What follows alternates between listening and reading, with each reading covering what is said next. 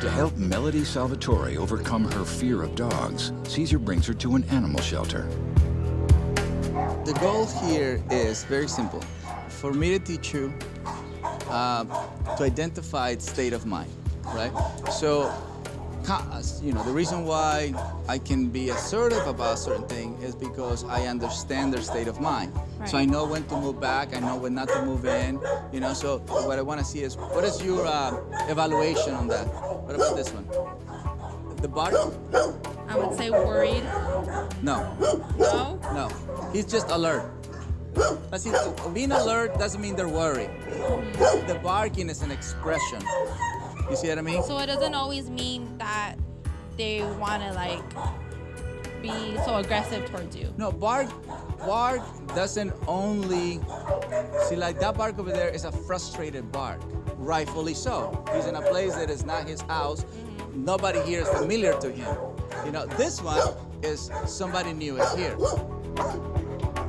So here's another one, panting, little tail wagging, but this is more important to me. What do you think he's saying? Happy? He's hot. He's hot, so that's not happy. He's laying down, but... Because he's breathing so fast? Yeah, he's breathing so fast. See, those guys are not doing that. Right. When I met her for the first time, she would shut down and move back, shut down and move back. But today, instead of her following fear, she was following me. She trusts me, and therefore that could give her confidence. What do you think in that eye contact? He's just, I don't know. Yeah, he's pulling himself back. Like that. Look. The face, you can see the face pulling back. Yeah. So he's afraid. Yeah, a little bit, little lost. If a dog was like that and I saw it, would it be wise for me to approach it? No. Not at all? Never approach a dog. Let the dog I don't approach you? dogs.